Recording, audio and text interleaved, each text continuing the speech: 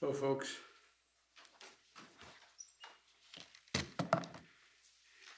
before I update you on the meeting that I had with leaders of the G7 earlier today, I want to say a word about the progress we're making on the Build Back Better agenda here at home. I just got off the telephone with the leaders in the House. Today, the House of Representatives has taken significant steps toward making a historic investment that's going to transform America, cut taxes for working families, and position the American economy for long-term growth. When I became president, it was clear that we had to confront an immediate economic crisis, the most significant recession we've had since the Depression, or at least since Johnson. But that wasn't going to be enough.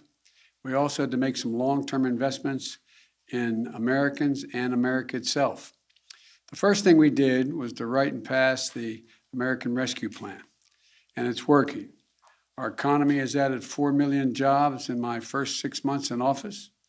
Economic growth is up to the fastest it's been, the fastest rate in 40 years, and unemployment is coming down. Right now, our economic growth is leading the world's advanced economies. But to win the future, we need to take the next step. Today, the House of Representatives did just that. Today's vote in the House allowed them to consider my Build Back Better agenda, a broad framework to make housing more affordable, bring down the cost of prescription drugs by giving Medicare the power to negotiate lower prices for drugs, make elder care more affordable, provide 2 years of free universal high-quality pre-K, and 2 years of free community college, provide clean energy tax credits, continue to give the middle-class families the well-deserved tax cut for daycare and health care that they deserve, allowing a lot of women to get back to work primarily, and provide significant monthly tax cuts for working families with children through the child care tax credit. These investments are going to lower out-of-pocket expenses for families and not just give them a little more breathing room. In addition, we're going to make long overdue, much needed investments in basic, hard infrastructure of this nation.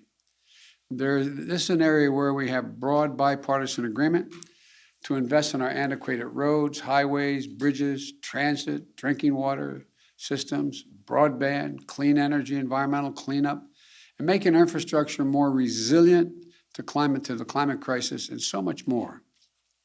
And this is all paid for. Instead of giving every break in the world to corporations and CEOs, by the way, 55 of our largest companies in America paid $0 in federal taxes on more than $40 billion in profit last year. We can ask corporations and the very wealthy just to pay their fair share.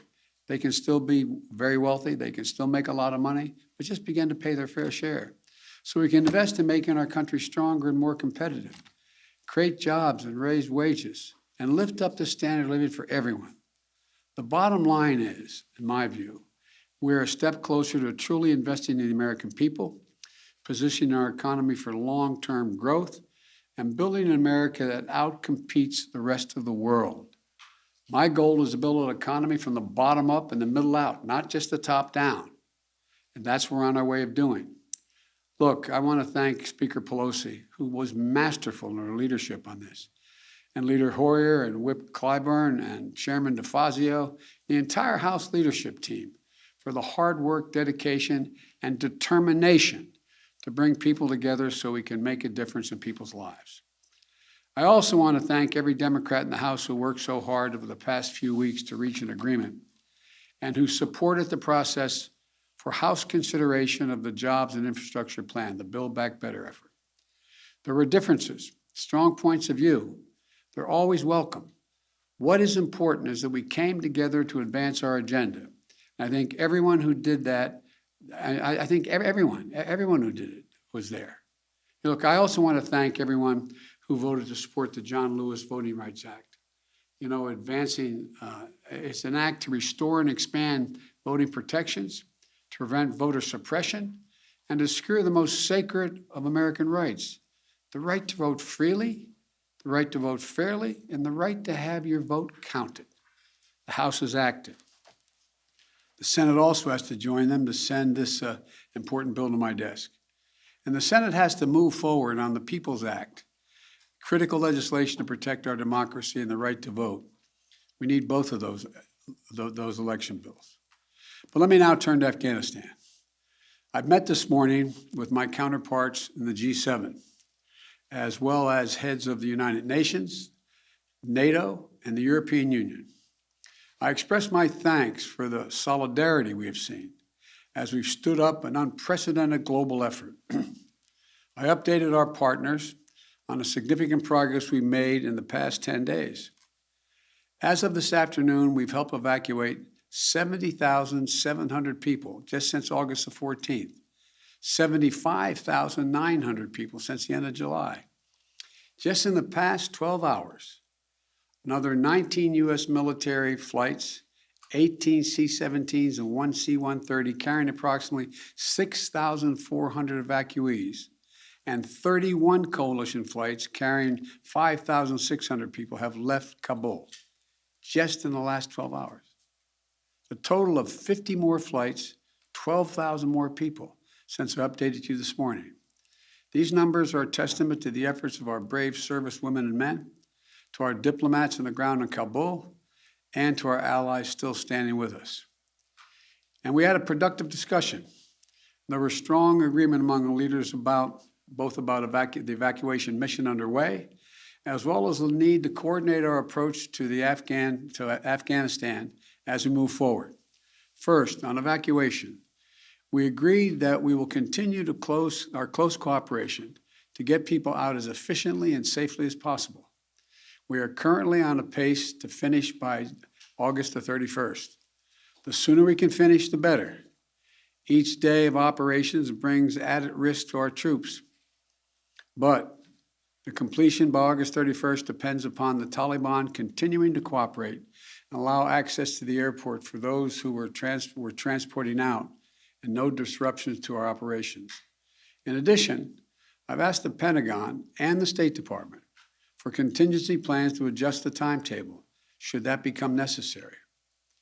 I'm determined to ensure that we complete our mission, this mission.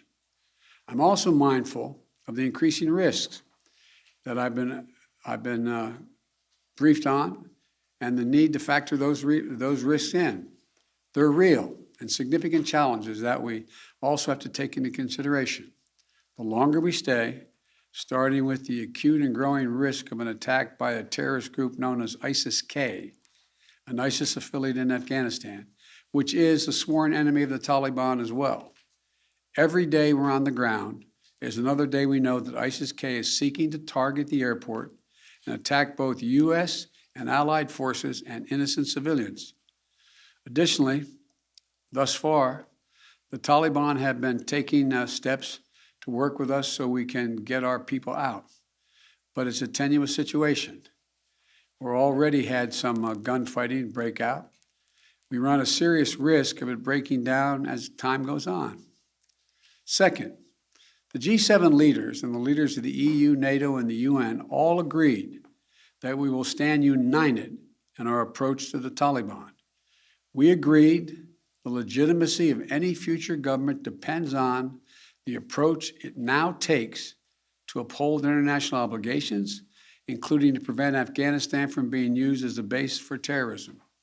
And we agreed that none of us are going to take the Taliban's word for it.